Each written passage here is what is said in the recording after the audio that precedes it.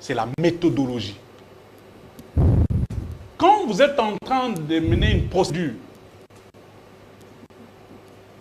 en matière juridique, il est très important que les jalons qui sont jetés en ce qui concerne la forme soient des choses qui cadrent avec la loi et la procédure. Parce que quand vous ratez les décollages au niveau de la forme, les fonds ne peuvent être examinés. Et vous ne pouvez pas avoir une suite logique du moment où la forme a été biaisée. Ici, nous allons rappeler quelques faits. Le gouverneur Zoé Kabila à Kinshasa, il y a de cela 2 ou 3 semaines, convoqué par l'hiérarchie de la République. Mais depuis qu'il est là, il n'a jamais été entendu pour les faits pour lesquels il a été appelé à Kinshasa. Qu'est-ce qu'on lui reproche? Nous ne savons pas jusque-là. À Kinshasa, au niveau de la province. À Kinshasa, jusque-là, nous ne savons pas. Parce qu'il n'a jamais été entendu. Mais tout ce que nous connaissons, il lui a été interdit de sortir de Kinshasa et de rentrer dans sa province. Il n'est pas le seul. Mouyej en a payé le prix jusqu'à tomber malade et être évacué en Afrique du Sud. Il est rentré ici, il est encore à Kinshasa, il n'a pas eu une autorisation pour rentrer à Lualaba, moins encore Zoé Kabila.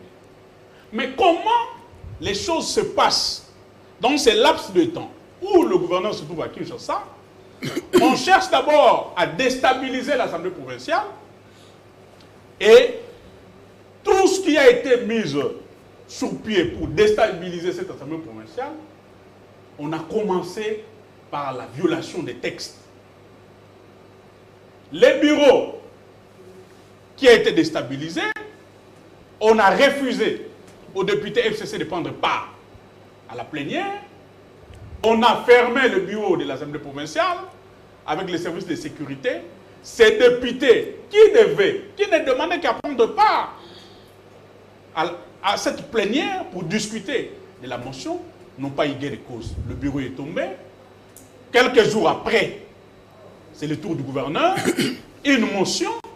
Le gouverneur est à Kinshasa, mais il n'a pas eu une autorisation pour rentrer au Lualaba, pour qu'enfin il puisse présenter ses moyens de défense à l'Assemblée provinciale et enfin discuter.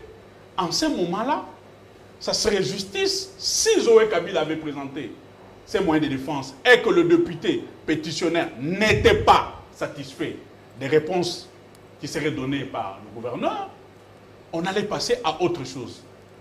Toute cette procédure n'a pas été respectée.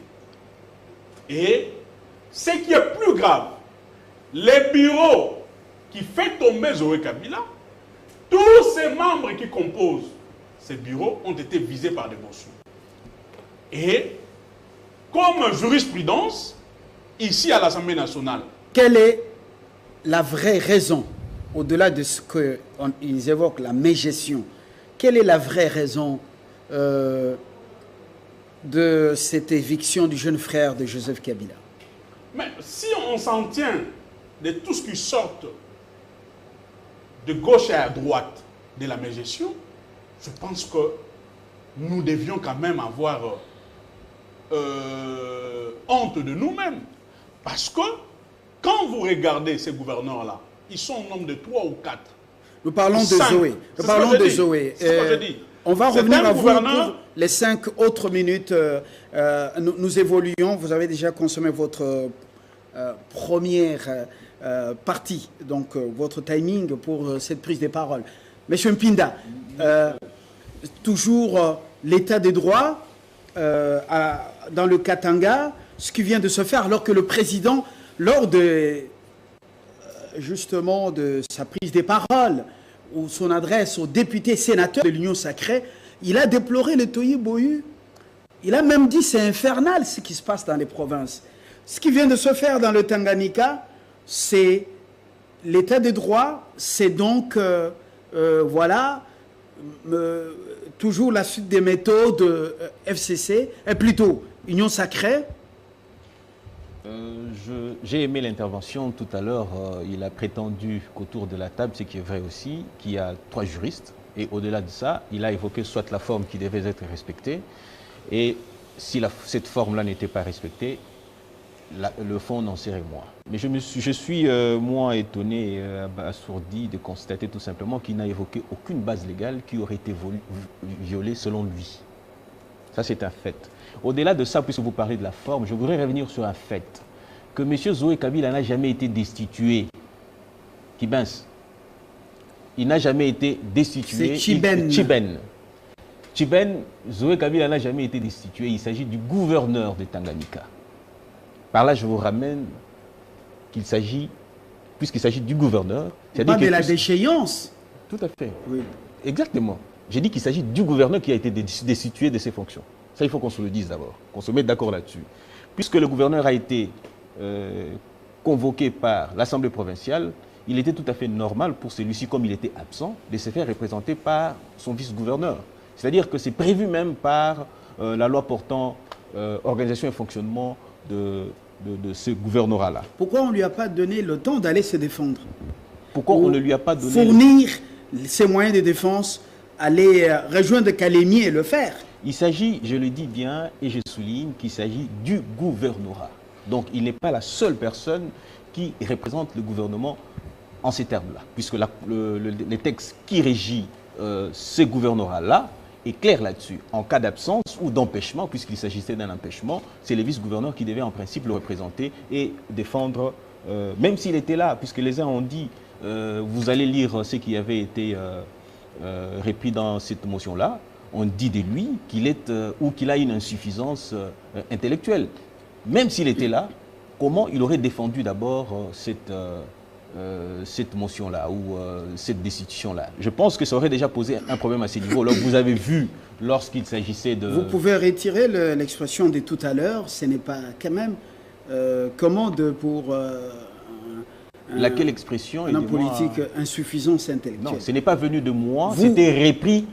Mais vous relayez, je relaye ce qui a été écrit. Alors, nous revenons à la procédure. Vous dites, elle est légale. Elle est légale. Mais il y a une liste qui circule sur la toile avec des signatures, des noms, les numéros de téléphone avec les montants perçus, des fabrications, MED, WhatsApp, ou c'est la vérité? Quelle est la valeur de ceux qui circulent dans les réseaux sociaux? Il y a lieu d'en douter. Mais je voudrais revenir sur ce qui est beaucoup plus important, puisque certains vous diront, ben écoute, Zoé Kabila est en train de construire ça et là. Mais la question que nous devrions nous poser, c'est de savoir, est-ce qu'il construit avec quel fonds? Ce sont les recettes qu'il a réalisées qui le permettent de pouvoir agir de la sorte, ou que ce sont des fonds privés? Et là-dessus, il ne s'explique pas. Donc, il met la République en difficulté. Puisque plus tard, nous ne voulons pas que la République se retrouve dans une situation telle qu'on devrait... Aujourd'hui, par exemple, nous sommes appelés à révisiter les contrats qui ont été signés avec les Chinois. Et à un moment donné, même le port de Banana qui devait être construit, nous sommes en train de revoir, il a été même revisité, on parle de 53 clauses qui ont été révisitées dans cet accord-là. Nous pensons que la transparence aurait été une bonne chose et que tout ce qu'il aurait entrepris comme construction, qu'il justifie, on peut éventuellement dire que cet argent-là proviendrait de capitaux sales, par exemple, et qu'il serait en train de blanchir, par exemple. Puisque nous ne savons pas. Tout ça sont des griefs. Non, ne dites pas ça. Est-ce que vous avez une explication pour justifier d'où est-ce qu'il a trouvé les fonds pour éventuellement construire tel qu'il a fait là? C'est bien de construire, alors, mais il ne faut pas mettre la République dans une... L'autre camp crie justement à la corruption, la concussion, à autre antivaleur. Entre guillemets, on pourra y revenir. Professeur Tshilombayi, cette fois-ci, deux enseignants d'université nous éclairent sur justement la procédure elle-même. Et nous allons au-delà de ça pour parler des dessous des cartes. On dit que Zoé était en train de gêner le régime Tshisekedi. Professeur Tshilombayi, vous avez la parole, mais d'abord le droit. Bon, d'abord, je suis un peu très gêné lorsque j'entends l'argumentaire de mes collègues députés de Tanganyika à la décision de Zoé Kabila. Entre autres, l'insuffisance intellectuelle. Moi, ça m'a gêné parce que Zoé Kabila, pour entrer en fonction ou pour être élu, il a préalablement battu campagne. Et ils l'ont désigné. C'est qu'ils avaient apprécié ses capacités pour le désigner en tant que tel. Je ne pas, moi, personnellement, souscrit à cet argumentaire-là. Mais ici, le plus important que vous demandez, c'est la procédure. Est-ce que la procédure a été respectée, oui ou non? Les procédures... Vous êtes député provincial, élu, et vous siégez, justement, vous siégez à l'Assemblée provinciale du Kasaï central. Les procédures sont inscrites respectivement aux articles 198 et 41, 198 de la Constitution de la République et 41 de la loi portant principe sur la libre administration de province de 31 juillet 2008. Et il s'agit de deux procédures lorsqu'il faut déchoir un gouverneur de province. La première, elle consiste, le gouverneur visé comme membre du gouvernement in tutu personae ou tsinguli, ça signifie seul, on ne touche pas les autres. Ça s'appelle motion de défiance. Et pour cette procédure, il est des principes que la personne visée se présente physiquement et présente ses moyens de défense. C'est au niveau de l'alinéa 2 de l'article 41 de la loi sur la libre administration de province. La deuxième motion, elle est celle qui consiste à viser le gouvernement provincial. Et le gouvernement provincial, il est composé de qui en fait? Lorsque vous lisez l'article 198 de la Constitution, il est composé du gouverneur, du vice-gouverneur et des ministres. Alors, cette fois-là, lorsqu'on vise l'ensemble du gouvernement provincial, c'est le gouvernement lié comme institution et non le gouverneur de province, parce que le gouverneur n'est pas une institution en province. C'est le gouvernement. Il y a deux institutions, l'Assemblée provinciale et le gouvernement. Ainsi, lorsque la motion vise le gouvernement de province, c'est une motion de censure, elle le vise de manière indivisible. Tous les membres sont visés en tant que tels. Mais c'est là que la législation en vigueur ne dit pas ce qui advient en cas d'absence de l'un des membres du gouvernement. En cas d'absence de l'un des membres. Si par exemple le ministre de l'Intérieur n'est pas dans la salle, est-ce qu'on ne discute pas de la motion parce que le ministre de l'Intérieur n'est pas dans la salle? Non, on en discute. Les précédents sont assez clairs là-dessus. Et il n'y a pas de stipulation particulière qui disent que si le gouverneur comme individu est absent, le gouvernement provincial cesse d'être une institution, il continue d'agir, d'ordonnancer les financements, de sortir les fonds de la banque, d'engager en même temps la responsabilité, sa responsabilité politique devant l'Assemblée parce qu'elle est permanente. C'est de cette façon-là que la procédure n'a pas du tout été biaisée lorsqu'on fait appel au gouvernement provincial. Et d'autant plus que lorsque le gouverneur quitte la province pour un voyage, quelles que soient les justifications, l'intérim est assuré par le vice-gouverneur. Il est donc responsable sans exclusive. Ça, c'est tout à fait clair. Est-ce que dans le cas du Tanganyika, le vice-gouverneur a-t-il fourni les moyens de défense? Cette fois-là, la Cour constitutionnelle a déjà répondu dans l'affaire qui a opposé le gouverneur Martin Kabouya du Kasaï central à l'Assemblée provinciale. Le gouverneur avait notamment justifié qu'il ne se présentait pas parce qu'il avait écrit à l'Assemblée pour demander un report. Non. Les délais pour la discussion d'une motion, ils sont constitutionnels. Ils ne peuvent faire l'objet d'aucune modification par une disposition administrative ou réglementaire. Ça signifie que l'Assemblée, lorsqu'elle a présenté sa motion, elle l'a transmise au gouvernement provincial, on a accusé réception, on compte 48 jours à l'issue desquels on discute la motion. Il n'est pas dit que, par exemple, le gouverneur peut dire accordez-moi 2 jours, accordez-moi 3 jours. Ça relève de la latitude de l'Assemblée provinciale de dire qu'elle accorde. Je voudrais, en ce qui concerne les causes, parce que M. Tchibin a parlé des causes, les causes de la décision d'un gouverneur ne sont pas inscrites dans un règlement quelque part. Elles dépendent du souverain, l'Assemblée, parce que c'est elle qui doit déchoir le gouverneur. Elle peut dire que vous êtes mal coiffé. Et puis elle vous déchoit. Vous n'avez pas à venir dire pourquoi on m'a déchu. Parce que lorsqu'on vous a élu, lorsque l'Assemblée vous a élu, vous n'avez pas posé la question comment vous étiez habillé pour que vous soyez élu. Et ici, lorsqu'elle vous convoque, si elle vous soupçonne d'avoir volé l'argent, quelles que soient les preuves que vous pouvez déposer sur sa table. Elle, si elle décide de passer au vote, elle passe au vote. Et cet acte, c'est un acte d'assemblée, ne peut faire l'objet d'aucun recours devant le juge. Mais le président a parlé d'une situation infernale. Il a parlé du tohu-bohu, ce qui se passe dans les provinces, entre les exécutifs provinciaux et les organes délibérants. Bon, on va peut-être... Moi, j'en ai l'expérience. Si je vous est-ce que le mot d'ordre ne venait pas de Kinshasa? Je ne pense pas. Si je vous décris les comportements des gouverneurs en province, vous pouvez vous étonner parce que dites-vous que ce genre gère ces entités comme des petits potentats, l'argent est dans leurs poches, tous ces gèrent comme si c'était une sorte d'héritage qu'ils ont pris de quelqu'un, alors que les provinces ont été effectivement confiées aux députés par le peuple et pas aux gouverneurs. Ils les ont prises au second degré. Ça signifie qu'ils se doivent chaque jour et à tout instant, dans n'importe quelle circonstance, de rendre compte lorsqu'ils en sont requis et non d'amener des justifications infondées ou qui seraient de fanfarons. D'accord.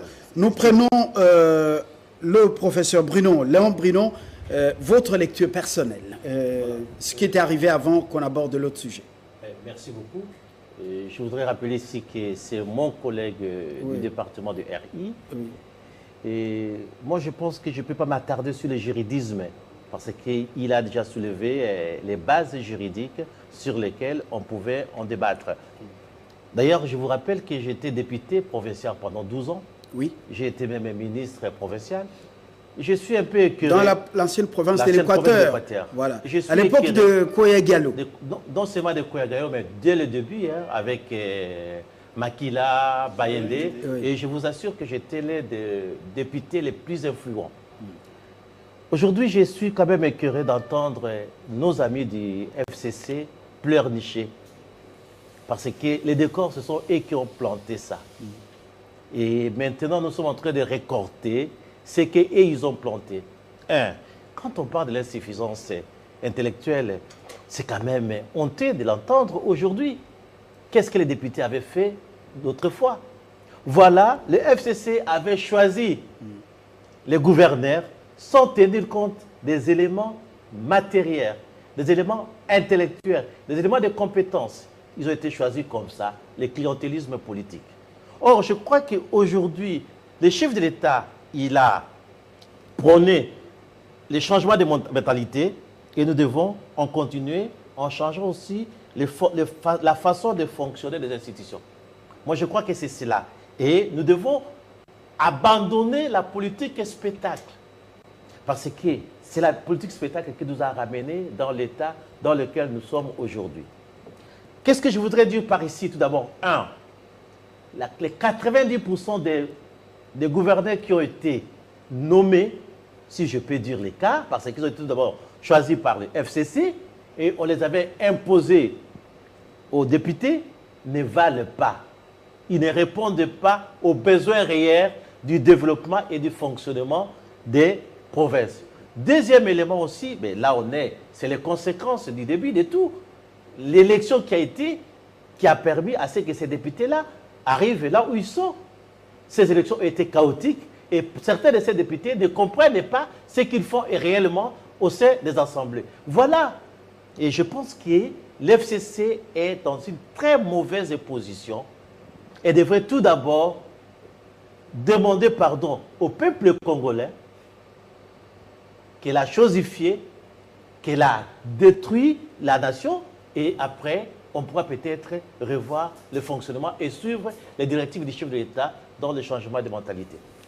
Nous abordons ce second sujet. Fachi, Félix-Antoine Tshisekedi interdit la vente des syllabus. L'annonce a été faite à l'Université pédagogique nationale. Chiben, quelle alternative en ce moment? D'abord, vous avez suivi le président de la République à l'UPN.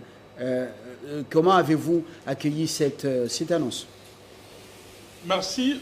Avant de répondre à cette question, j'aimerais quand même dire certaines choses ici par rapport à tout ce qui a été dit sur le plateau et surtout par le professeur Tshulumbaï. Il nous a donné des notions importantes concernant la déchéance du gouverneur en tant que personne est membre du gouvernement provincial et la déchéance d'un gouvernement provincial qui est représenté par le gouverneur. Mais là où il n'a pas continué de nous dire, cette motion était destinée pour destituer le gouvernement provincial ou la motion était destinée pour la déchéance du gouverneur Nzoué en tant que personne, comme il a si bien souligné, comme une toute personne. Mais ce qui m'éclaire ici, si j'ai très bien suivi le professeur Bruno, il nous dit que les jalons ont été mal jetés par les FCC. Nous disons, oui, si les FCC avaient très mal jeté les jalons, en ce qui concerne leur respect des textes, mais les gens qui sont dans l'Union sacrée nous ont amené la chanson de l'état des droits. L'état des droits, c'est le respect des textes. Ici, nous avons le même cas. Je peux donner une jurisprudence. Le cas du gouverneur Bamanissa, visé par une motion, se trouvant à Kinshasa. Je pense même à Washington avec les chefs de l'État. L'Assemblée provinciale avait pris une motion de déchéance contre la personne du gouverneur. La motion est passée, mais juste après, il a été rétabli dans ses droits. Parce que la Cour constitutionnelle avait estimé qu'il fallait donner au gouverneur Bamanissa le temps de répondre à l'Assemblée provinciale, c'est-à-dire de présenter ses moyens de défense. Pourquoi une justice à double vitesse? Je peux aussi aller très loin. Le cas Moukoumadi dans le Sankourou. Et je peux aussi enrichir le cas du gouverneur Atoumatoukouana dans le Congo central. Donc, nous disons que la vraie raison de la destitution, de l'éjection du gouverneur Nzoué Kabila, c'est parce qu'il avait dit non à l'Union sacrée. Ça, tout le monde le sait. Il n'y a pas moyen de le cacher. Parce qu'il avait refusé tout haut. Il dit, je n'entrerai jamais dans l'Union sacrée. Je reste kabiliste. Je reste gouverneur. Je vais servir la nation. Et en ce moment-là, on a senti une certaine débarcation dans le fait. Citez-moi 5 ou 6 meilleurs gouverneurs, pour ne pas dire meilleurs, ces gouverneurs qui ont posé des actes palpables et tangibles dans leur province, si vous ne citez pas Nzoué Kabila, si vous ne citez pas Mouyège, si vous ne citez pas Kiakoula, et quelques-uns. Mais le gros lot de gouverneurs, vous avez vu Maouéja, Atoumatoukouana ici à côté, il ne fait rien. Il n'est jamais parti. Moukoumadi est là, il ne fait rien, il n'est jamais parti parce qu'il est de l'Union sacrée. Ils sont nombreux. Donc, le prétexte est juridique. Tout ce que vous pouvez avancer sur ces plateaux ne tient pas debout. La vraie raison, les Congolais savent aujourd'hui que Nzoué Kabila est en train de payer les prix parce qu'il n'avait pas accepté d'adhérer à l'Union sacrée. La question maintenant du Sulabis. Je suis très heureux de partager ces plateaux avec deux professeurs. Moi, je pense que l'Union sacrée est en train de nous amener dans une situation de déclarations fantaisistes et populistes pour préparer la campagne de 2023. C'est là où je dis que les chefs de l'État sont très mal conseillés. À moins que ce professeur qui sont sur ces plateaux me contredisent. La question du syllabus dans les universités... Nous sommes déjà au second sujet, syllabus. Voilà. C'est une question importante. Parce que la vraie raison qui pousse certains professeurs à faire à vendre le syllabus, c'est les conditions dans lesquelles ils se trouvent. Joseph Kabila les a trouvés, je crois, avec un salaire de 100 ou 50 $ avant qu'il n'arrive. Il a fait un effort de quitter ce stade jusque, je crois, à 2000 ou 1500 $ avec la dévaluation de la monnaie et tout ça. Le salaire d'un professeur d'université aujourd'hui, c'est aux environs de 1000 ou 900 $ ou 800 $. La meilleure solution que le chef de l'État devait mettre sur la table pour discuter avec le corps de professeurs et enseignants, c'est maximiser, donner les bonnes conditions de vie aux professeurs, notamment leur salaire, le prime qu'ils réclament chaque jour. Ça sont des vraies questions qui touchent les enseignants. Mais dès qu'on va lever, il ne faut plus faire des syllabus. Moi, j'ai eu la chance d'être enseigné par certains professeurs qui ne m'ont pas vendu les syllabus. Le professeur qui s'accapait à son âme et les autres n'ont pas vendu les syllabus.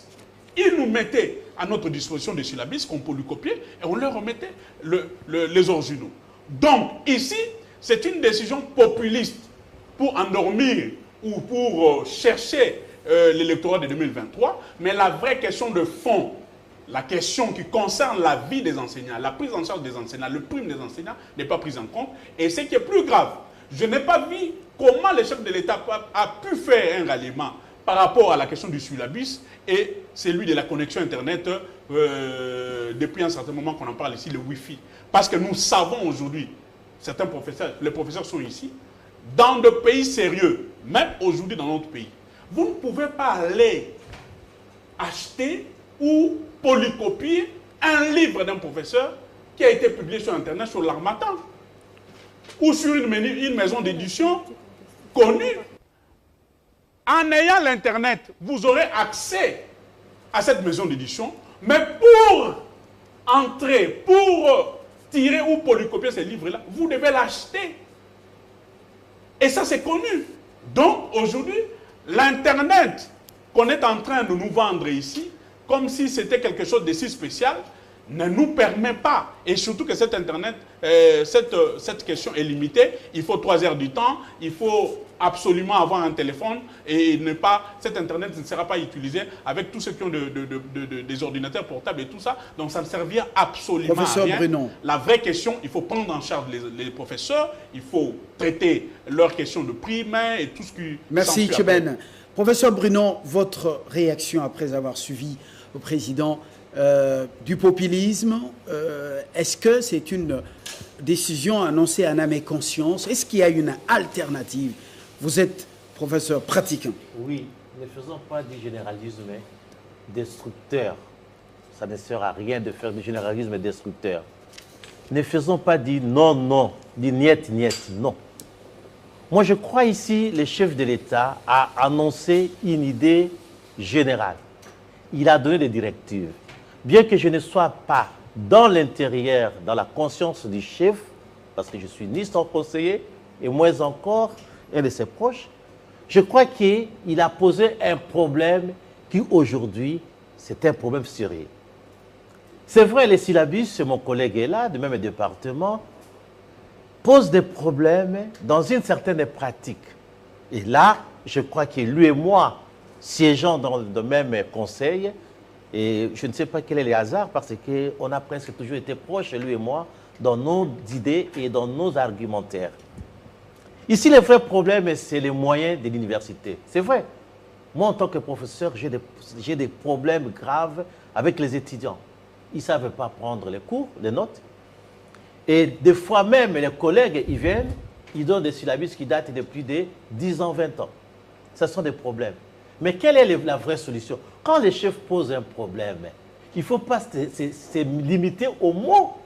Il faut chercher à comprendre pourquoi il a posé ces problèmes. Moi, je pense que c'est un problème sérieux qu'on devrait les résoudre sur des possibilités.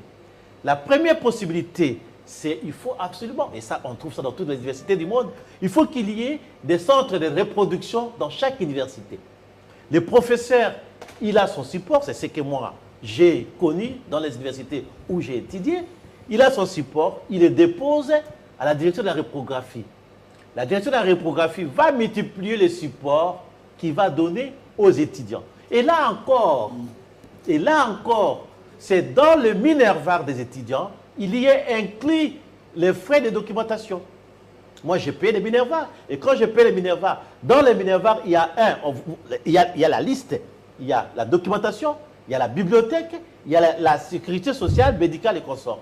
D'où l'étudiant, quand il paye son minerva, il doit payer aussi les frais de la documentation et consorts. Ça, c'est frais de la documentation inclus, qui va être attribué aux professeurs, chacun selon... On n'attribue pas aux professeurs. Par contre, moi j'étais allocataire à Aix-en-Provence. Je n'ai pas été assistant, mais j'étais allocataire. C'est-à-dire que j'étais au 3e cycle, mais je bénéficiais d'une bourse pour diriger les travaux dirigés. Et là, chaque enseignant, dans son salaire, il y a une prime de recherche. D'où le professeur déjà, avec son salaire, il a déjà... cette prime de recherche, en d'autres termes, c'est le droit d'auteur qu'il perçoit. Enfin, parce que, mais quand même, il peut vous le témoigner. La rédaction, la conception d'un ouvrage, d'un syllabus, ça demande beaucoup d'argent. Ça demande beaucoup d'argent. Si vous demandez aux professeurs de ne pas vendre les syllabus, oui, mais le prix, c'est une œuvre intellectuelle, le prix de sa recherche. Donc c'est ce qu'on devrait faire. D'un côté, l'université doit se réorganiser et de l'autre, l'État doit penser à ses chercheurs, à leur octroyer une prime de recherche qui va remplacer le droit d'auteur. Professeur Chilumbaï, il y a le... Voilà, le FCC qui pense que c'est un discours populiste pour 2023. Ça devait être étudié en amont pour pouvoir ne pas frustrer les enseignants. Vous avez suivi votre collègue, ce qu'il dit quand même, c'est très pertinent. Oui. D'abord, permettez-moi de répondre brièvement à des préoccupations qui ont été soulevées ici. La motion contre le gouverneur Zoé Kabila est une motion de censure, donc contre le gouvernement et non contre l'individu Zoé Kabila. C'est une motion qui visait le gouvernement, donc le gouvernement a eu toutes les possibilités d'aller défendre sa cause devant les élus provinciaux. 2. Bamanissa, c'était à la Cour constitutionnelle qui n'est pas fermée au gouvernement provincial du Tanganyika. Il peut aussi la saisir. La Cour devra répondre. 3. Matubwana, il y a eu la confusion entre deux arrêts contradictoires. Un arrêt de la Cour de cassation et un arrêt de la Cour constitutionnelle qui ont posé problème dans l'exécution. Je crois que le débat est encore devant les juridictions. Pour les syllabus, moi je suis heureux, parce que je ne vends pas les syllabus, je ne prends pas les droits d'auteur. Les droits d'auteur, moi je ne vends pas les syllabus. Lorsque j'écris mes livres, ils sont publiés par les éditeurs, vendus dans les librairies. Ce sont des libraires qui me payent le droit d'auteur et non les étudiants. Mais le syllabus, il n'y a pas un syllabus. Ce n'est pas à l'étudiant de payer le droit d'auteur à un enseignant, c'est de la corruption ça. Il faut l'affirmer. Les syllabus, moi je ne vends pas les syllabus. Je ne vends pas pour deux raisons. La première raison, elle est morale. Parce que je ne vois pas quelles contraintes je peux avoir devant l'étudiant pour l'obliger à acheter les syllabus. J'ai déjà fait l'expérience. Et c'est devenu la condition pour certains. Oui. La condition j'ai déjà fait l'expérience. Pour passer une interrogation ou un examen. J'ai déjà fait l'expérience. J'ai pris, lorsque je publie mon livre, le traité de droit diplomatique aux éditions universitaires africaines, les exemplaires qu'on m'avait remis par l'éditeur comme cadeau pour l'auteur, je les ai emmenés dans un auditoire. J'ai remis au CP. Ces livres sont restés pendant 6 mois. On n'en a acheté aucun.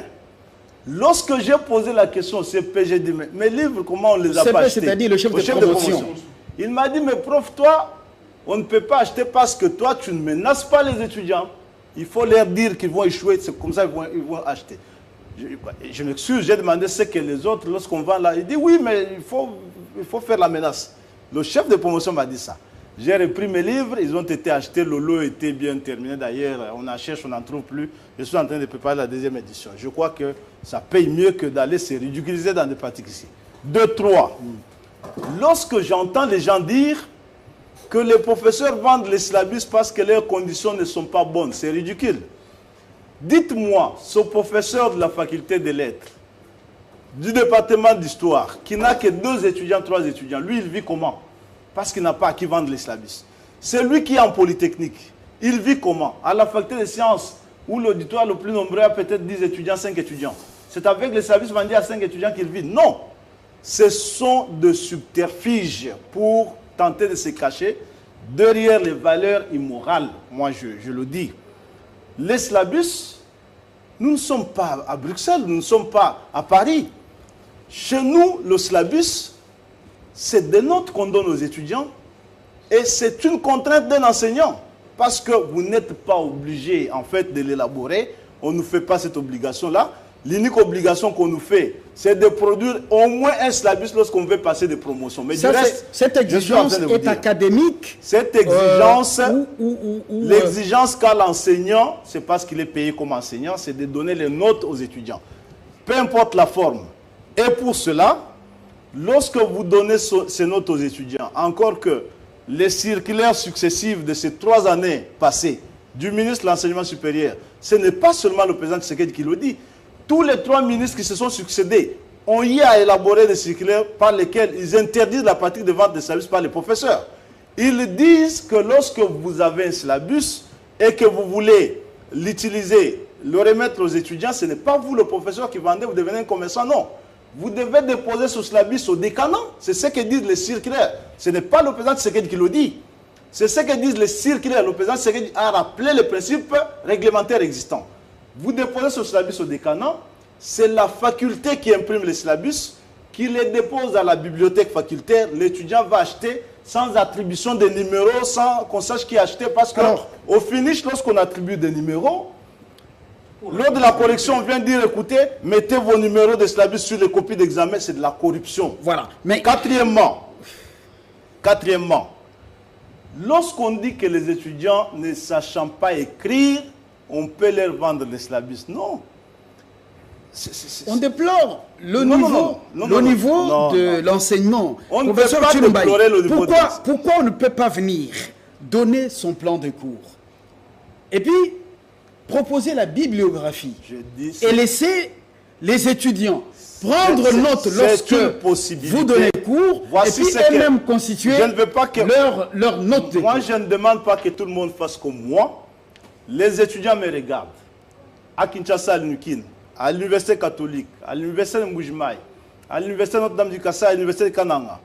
Moi, je prends mon syllabus, je donne aux étudiants, je leur dis photocopier par tous les moyens possibles. Est-ce que ce n'est pas la politique des moindres efforts? Non, s'ils veulent le soft, je leur donne mon syllabus que j'ai élaboré. Je leur dis, allez imprimer où vous voulez. Je n'exige rien, il n'y a pas de droit d'auteur, parce que ça, c'est également la corruption. Maintenant, dire que, comme les étudiants ne savent pas écrire, il faut leur faire des syllabus, c'est douloureux ça. Ils viennent en premier graduat, ils ne savent pas écrire, vous corrigez, vous donnez des points. Ils passent en deuxième graduat, ils ne savent pas écrire, vous corrigez et vous vendez les syllabus jusqu'en deuxième licence parce que les étudiants ne savent pas écrire. Mais nul ne peut se prévaloir de sa propre turpitude. Ici, il n'est pas question d'incriminer le chef de l'État. Il a rappelé un principe qui existe. Merci. Que tous les 4 ou 5 circulaires de ces 5 dernières années ont rappelé interdisant la vente de syllabus par le professeur aux étudiants. Merci. Le chef de l'État a rappelé ce principe. Il est maintenant question que l'on se dise, ce n'est pas parce que les conditions sont mauvaises que l'on vend des syllabus pour améliorer notre condition. Tant un professeur qui vend le syllabus, il peut tout au plus gagner $300 pour toute l'année. C'est ça qui va améliorer sa condition. Moi, je crois que c'est un calvaire que nous imposons plutôt à l'étudiant, qui ne nous apporte rien en retour, plutôt le déshonneur. Parce que tout cela, dans la plupart des cas, ça se fait autour des points. Il faut l'affirmer ici. Ça se fait autour des points. Les syllabus, moi j'étais étudiant. Les syllabus se vendaient lorsque j'étais étudiant. Je n'achetais pas, je n'ai jamais échoué. Quelque part, c'est pourquoi moi j'ai dit, je dois être juste. Je n'ai jamais acheté de syllabus, je ne vendrai pas le syllabus. Mais aujourd'hui, là, dites-vous que c'est un marché entre les étudiants et nous. Ce n'est pas un discours populiste. Cette alternative, telle que proposée par le professeur Likoku et le professeur Tshilombaï, est-ce que ça ne nous amène pas au-delà du discours populiste? Je pense que le professeur, dans le fond, il ne m'a pas contredit. Quand je dis que c'est un discours, nous sommes dans le croustillant, nous sommes dans le sensationnel, j'ai raison. Il dit que le chef de l'État s'est accroché à un circulaire existant. Mais la meilleure manière de faire des choses allait être de... Parce qu'ici, nous sommes en face des institutions publiques et des institutions privées. Toutes les universités ici ne sont pas prises en charge par l'État. Ça, le professeur ne l'a pas souligné. Donc, l'approche qu'on doit adopter pour les universités, par exemple Nikin et d'autres universités, ne doit pas être la même approche dans les universités privées. Ça, c'est un. Deux. Les professeurs, moi je l'ai dit, je suis très content. Je citais un professeur, le professeur Kisaka. Il ne nous vendait pas du syllabus. Lui, il nous disait ceci. J'ai eu la chance d'aller étudier en Europe parce que le Zaïre, à l'époque, m'avait donné une bourse. Je suis rentré en tant que professeur, c'est grâce à ce pays qui a fait de moi que je sois ce que je suis. En retour, je n'ai rien à vous donner. Tout ce que je peux vous donner, c'est l'intelligence qui se trouve dans mon syllabus. Je vous donne le manuel, allez pour lui copier. C'est une solution. Le professeur le fait, c'est très bien. Mais ici, Mais vous avez suivi quand même des réactions qui étaient vives sur les plateaux des professeurs et dans plusieurs universités. Les réactions sont vives. Mais voilà, l'Internet, qui a accès à l'Internet et qui peut avoir un livre sur Internet? Les professeurs insistent sur leur droit d'auteur. C'est ce que je dis. Le droit d'auteur, ce n'est pas l'étudiant qui paye, c'est l'éditeur. C'est là où je vais enfoncer le clou. Oui. Le professeur, il publie des livres, il les dit. Vous pouvez avoir l'Internet gratuit que vous voulez. Quand vous y êtes dans le plateforme de téléchargement de maisons de publication ou d'édition de livres, vous ne pouvez pas télécharger un livre sans l'avoir acheté. Si le professeur peut me donner un exemple ici, ça sera plus éloquent. L'alternative maintenant. Le fait d'avoir l'Internet ne vous donne pas les droits de télécharger les livres de n'importe quel professeur sur le plateforme de téléchargement. Ça, c'est faux. Vous devez absolument payer les livres sur l'Internet pour les télécharger. À moins que vous soyez sur des sites gratuits, alternatives, free et tout ça. Au-delà du discours populiste. Au-delà des discours, au-delà de l'annonce, comme le professeur disait tantôt, que le chef de l'État a posé une certaine problématique, maintenant, il faut réfléchir. Oui, la réflexion, maintenant, il faut l'amener au niveau du ministre de dessus et le professeur. Parce qu'ici, je suis en face d'un professeur qui dit, voilà, il faut mettre fin à cette pratique. Mais il y a ceux qui crient, qui disent, ils doivent avoir le moyen. Ils ne sont pas bien payés. Ils n'ont pas de carburant. Ils n'ont pas de prime. Si le professeur s'en réjouit, parce que peut-être qu'il a des moyens de gauche à droite, ça c'est une bonne chose. Merci, mais la question essentielle, c'est la prise en charge des enseignants. Justement, professeur... Que je cite une seconde. Concernant la vente des syllabus, je pense qu'il faut mettre une commission sur pied entre les SU, les universités qui sont prises en charge par l'État, les universités publiques, pour qu'enfin qu'on puisse étudier cette question. Très bien. Ça sera une très bonne chose qu'aujourd'hui le professeur présente leur ouvrage au niveau académique, afin que ces universités puissent avoir le moyen possible pour imprimer à leur tour ces livres, afin de donner aux étudiants. Professeur Likokou, nous sommes au niveau de l'alternative.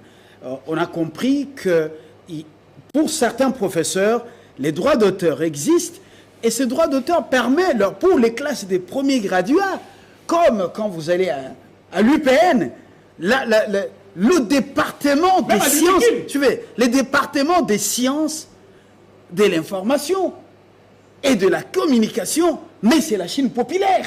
Vous allez trouver l'amphithéâtre plein. Alors, vous avez par exemple 1000 étudiants. Vous vendez votre syllabus à 10 $ ou 15 $. Faites le calcul vous-même. Professeur, c'est quand même, les réactions là sont justifiées par vos collègues. Non mais écoutez, c'est une honte. Vous ne pouvez pas réduire l'obligation de production à des aspects ou des considérations financières. Non. Ce sont des réalités sur le terrain. Non.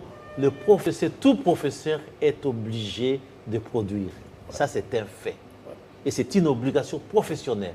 On ne peut pas demeurer professeur sans publier. Ça, c'est un fait. Le problème qui reste maintenant, le prof Tshilomba vient de le dire, parce que c'est une production intellectuelle. Lui, il perçoit peut-être par son éditeur, ce qui est vrai. Nous autres, nous avons des éditeurs, des éditeurs qui ne nous donnent, qui ne nous rétrocèdent pas. Là aussi, c'est un autre problème. Mais le vrai problème, qu'on le dise ici, c'est le travail de production et de la recherche. Parce que c'est une pratique universitaire. Un professeur ne peut pas commencer son cours sans qu'il donne la bibliographie à ses étudiants. Ça, c'est une obligation pratique. La première des choses, c'est ça. La deuxième considération, est-ce que cette bibliographie va être servie par l'étudiant? Là, c'est la question. Et je crois que mon compatriote vient de le dire, ce n'est pas l'Internet qui va résoudre ce problème. Non, ce n'est pas les Qu'est-ce qu'on peut faire? Je propose que le ministre des tutelles prenne langue avec les universités. La situation aujourd'hui dans les universités congolaises est un peu, je ne dirais pas chaotique, mais elle est inquiétante. Il faut voir, il faut fournir les bibliothèques et donner la possibilité aux professeurs de produire, c'est tout. Je crois qu'on ne parlera pas des syllabus à vendre. C'est un problème qui peut se résoudre par la volonté politique. Est-ce que les universités ou les instituts supérieurs peuvent reproduire ces notes de cours, ces syllabus au profit des étudiants? Ils ont les fonctionnements. Est-ce qu'ils ont même la logistique? Ils ont les fonctionnements. Ils ont les moyens. Tourne autour de moyens. Mais ils ont les moyens. Les universités ont des moyens. Il ne faut pas dire seulement l'INIKIN a des moyens. L'argent que l'étudiant paye juste pour déposer les dossiers, c'est 10 $. Et vous savez combien d'étudiants qui déposent ces dossiers? Il y a des frais de fonctionnement. Je crois que l'INIKIN peut arriver à résoudre ces problèmes. C'est question de volonté. C'est question de volonté. Et de résoudre une fois pour toutes cet éminent problème. Est-ce que ça a demandé que certains professeurs réagissent comme ça a été fait hier? Vous avez suivi quand même que certains ont été vigoureux dans leur réaction. Oh, ça dépend des tempéraments. Ça dépend des tempéraments et de la perception. Moi, ça ne me gêne pas. Parce que je ne suis pas un adepte de la vente des non, moi, ça ne me gêne pas. Donc, ce n'est pas une situation à généraliser. Professeur Chilumbaï, nous sommes dans les alternatives. Lui propose que le ministre, pour justement mettre certains étudiants à l'abri et protéger, également remettre en confiance certains professeurs, il faut que le ministre prenne langue avec les établissements. Certains professeurs, s'il vous plaît, pas certains professeurs, mettre en assurance les professeurs, pas certains professeurs. Vous ne pouvez pas faire une dichotomie entre les professeurs vendeurs de bibliothèques. Non, il n'y a pas deux groupes, non. Nous sommes tous professeurs et nous sommes dans l'unité. Voilà. Et s'il y a solution, il y a solution pour tous les professeurs et non pour les professeurs vendeurs des syllabus. Il n'y en a pas. Alors, le chef de l'État l'a dit quand même en public, devant les étudiants. Oui, est-ce que ça ne va pas générer un certain conflit entre les professeurs et les étudiants il est de ces choses, dans certains établissements? Comme chez nous, en Chilouba, on dit, c'est-à-dire quelqu'un qui ne veut pas écouter en privé, il faut le conseiller en public. Moi, lorsque le chef de l'État l'a dit, j'ai dormi en paix parce que cette histoire me ronge les nerfs, c'est pas normal. Le professeur Bruno vient de dire ici, il a raison. L'université de Kinshasa gère chaque année 2 millions de $. C'est rien. Attendez, les étudiants versent. C'est rien. Attendez, 2 millions de $, s'il vous plaît, que les étudiants versent pour l'effort de construction. Ça fait 20 ans jour pour jour que cet argent est versé et géré par le comité de gestion. Même pas une cuve n'a été achetée et placée dans des toilettes. Cet argent est bouffé par les gestionnaires. 2 millions de $ par an ou plus de 2 millions de $, par an. Ça ne peut pas acheter une imprimerie moderne pour tourner les services en faveur des étudiants. Ça ne peut pas vous créer des problèmes avec les comités de gestion? Je dis ce que je sais. Oui. J'étais gestionnaire d'un établissement public, un petit établissement. J'ai géré cet argent, moi je l'utilisais pour l'intérêt de l'établissement, mais à l'INIKIN, cet argent ne fait rien, je l'assume. 2 millions chaque année? Plus de 2 millions même, parce que 2 millions, je calcule sur plus ou moins 40 000 étudiants, mais ils sont plus parce que chaque étudiant paye 20 $ américains pour cette besoin. Il n'y a pas que ça. Les étudiants payent encore de l'argent, beaucoup d'argent qu'ils ne contrôlent pas, qui est géré dans le flou comme ça. Ça, c'est un élément. Maintenant, lorsqu'on dit, bon, université publique, université privée, je crois que le chef de l'État parlait des universités publiques. Les universités privées, c'est des affaires privées. Il n'est pas allé réglementer ça, bien que ça ne nécessite pas, ça forme les enfants. Donc, vous dites que dans les frais que les étudiants versent, les frais de construction. Oui, effort de construction. Alors, effort de construction, 20 $. 20 $ par étudiant. Par étudiant, ça fait 20 ans. Ça pouvait construire des auditoires pour tous les étudiants, ça pouvait équiper les... Donc avec cet argent, on peut acheter les photocopieuses des grandes dimensions, des imprimeries industrielles et du papier pour polycopier les cours et les distribuer aux étudiants. Les solutions sont dans l'argent que les étudiants payent d'abord, parce que cet argent est bouffé par des individus. Ce n'est pas l'argent dépensé pour l'université. L'IGF... Ma grande question, la grande question pour ceux qui nous suivent. Non, j'appelle... Les comités de gestion. Les comités de gestion des universités, instituts supérieurs privés, techniques, pédagogiques et que sais-je encore, bouffent l'argent avec... Public. Bon, il y en a qui construisent. À l'ISTEM Kinshasa, il y a un PDG qui a bouffent l'argent avec les ministres des tutelles. Non, ça je ne sais pas s'ils donnent aux ministres. Nous, ce que nous savons, c'est que cet argent est payé par l'étudiant. Le comité de gestion gère. Mais voici. Il a dit, si moi j'ai des moyens, peut-être je ne vends pas les services parce que j'ai des... Non, non. Moi, j'étais piéton lorsque je ne vendais pas les services. J'étais assistant lorsque je dis que le droit d'auteur, c'était de la corruption. Je ne prenais pas. J'étais sans salaire lorsque je n'ai pas pris ça. Parce que la moralité ne peut pas être conditionnée par la souffrance. Et ici, maintenant, au problème de téléchargement des syllabus, non. Moi, je sais que les syllabus, si nous les mettons en ligne, sur un site accessible, parce que ça sera le site de l'université, on va ouvrir l'accessibilité aux étudiants, ça ne posera pas de problème.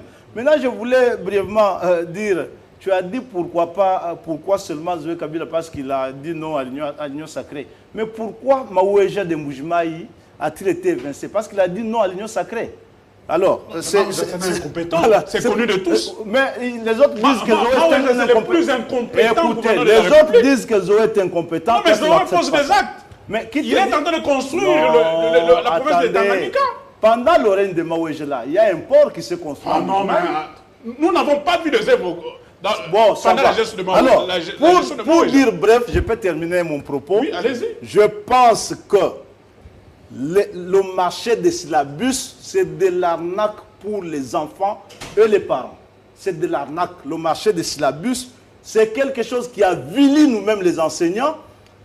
Le marché des syllabus détruit l'enseignement, détruit l'éducation. Et d'ailleurs, moi, je propose que cette pratique qui consiste pour les étudiants à payer de l'argent que nous partageons, nous enseignants, soit bannie. Ça suffit quand même, ça fait 30 ans. Il faut que l'argent que les étudiants payent aille au trésor public. Que nous, on réclame nos salaires. Votre dernier mot, comment prévenir, comment plutôt anticiper le conflit entre étudiants et professeurs des établissements d'enseignement supérieur public, un conflit qui risque d'impacter négativement les cotations les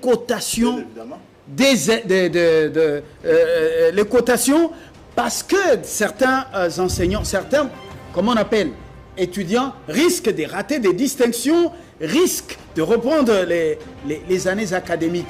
Comment faire pour que ce ne soit pas un conflit? Merci beaucoup, très cher compatriote. En quelques mots. Je l'ai dit. Ça ne sert à rien d'évoluer dans une sorte d'une république des déclarations. Je crois qu'il faut bien étudier des questions sensibles qui touchent directement à la vie de la population pour mieux le mettre sur pied, enfin, trouver des solutions adéquates. La seule solution ici, c'est une déclaration. Prévenir. Prévenir, c'est ce que je dis. Je pose une question précise. La seule manière de prévenir, parce que là, le professeur m'a dit que quand le chef de l'État a fait cette déclaration, il faisait allusion aux universités publiques. Bon. Tous ces étudiants qui évoluent dans les universités privées, ils vont se référer à qui ou à quoi? Parce que ces universités, bien que privées, sont homologuées. Oui, sont homologuées par l'État. Par l'État congolais. Par l'État congolais. Donc, nous ne pouvons pas avoir une décision sélective. Oui, seulement pour les universités et les étudiants qui étudient dans les universités publiques. Et non pour les universités privées. Je crois la solution, comme venait de le dire le professeur Bruno, il faut une solution définitive, mais une solution aussi générale.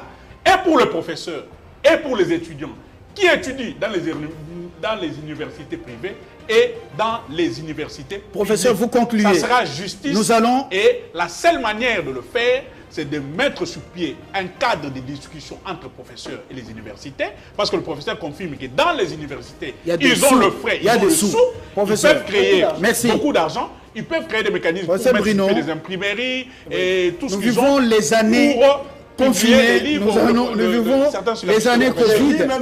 Nous vivons des années Covid. J'ai lu une journaliste, Élisée Odia, si c'est son tweet, elle dit que, puis c'est vrai, elle dit que le message là frappe plutôt les étudiants que les profs que nous sommes. Parce que ce qui est vrai, c'est que moi j'ai entendu que même pour moi qui ne prends pas là, les parents donnent l'argent aux étudiants, soi-disant pour mes syllabus. Non, ça pas forcément professeur. Ok, alors, professeur, on s'en plaint quand on est étudiant. Nous connaissons le système catch. Alors, on risque de bloquer les enfants, les bloquer pour qu'ils n'aient pas de distinction, qui ne passent pas d'une promotion à une autre, à cause de cette situation, le mécontentement, vous savez, ce que les syllabus génèrent dans les classes populistes, surtout des recrutements. Comment anticiper ce conflit qui risque de dégénérer après? Non, je crois que là aussi, c'était de la mauvaise publicité. C'est de la mauvaise propagande. Professeur Chilumba est là.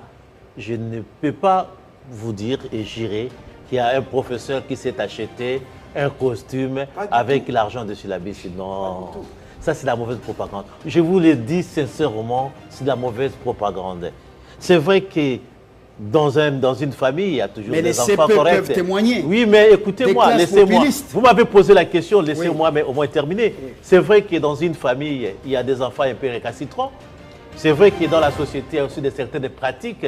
Je ne dis pas que nous sommes tous des saints. Non, il y a aussi des professeurs qui tentent un peu le mal, mais le mal va être absorbé. Le mal va être absorbé parce qu'il doit y avoir un système de contrôle. Il doit y avoir un système de suivi. L'État est là pour surveiller. Un étudiant qui se voit priver ses droits parce qu'il n'a pas acheté les syllabus, il n'a qu'à les réclamer parce qu'on est dans un état de droit. Merci. Et un état de droit en soi, c'est quoi? C'est l'esprit. Merci, professeur. Je rappelle que vous êtes également écrivain, au-delà des syllabus. Vous êtes écrivain et votre dernière publication, c'est de l'ONUC à la MONUSCO. Les Nations Unies enlisées dans les bourbiers congolais. Le livre vient de paraître. Il fera l'objet d'une lecture apprivoisée sur ce plateau, peut-être la semaine qui commence. Je serai honoré. C'est un livre vraiment volumineux comme une Bible, très renseignant et pédagogique sur le rôle de l'ONU en RDC. Il y a beaucoup d'erreurs d'approche dans l'échec de la MONUSCO aujourd'hui. On y reviendra. Et aussi l'application du droit international. D'accord. Je vous remercie. On a tous compris que... Il y a l'argent dans des universités. Il y a l'argent. Les universités, instituts privés, vous êtes concernés par la décision qui a été prise. Alors, formez des gens qui vont faire votre fierté demain. Et puis, le commerce des syllabus. Bon, la parole du chef à force de droit. C'est pas ça? Absolument. Et puis, voilà. C'est qu'on a mis fin à cette pratique.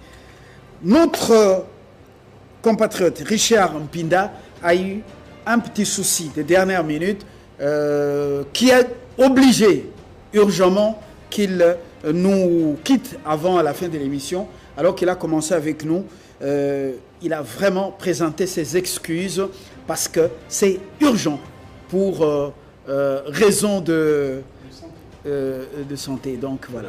On souhaite, de la famille. On souhaite bon rétablissement si c'est à lui ou à sa famille. C'est plus la famille. Et que voilà. Mon Dieu, parce que je suis croyant et j'ai cette puissance, mon Dieu va le visiter et que demain, il vous dira que la paix est revenue. Merci.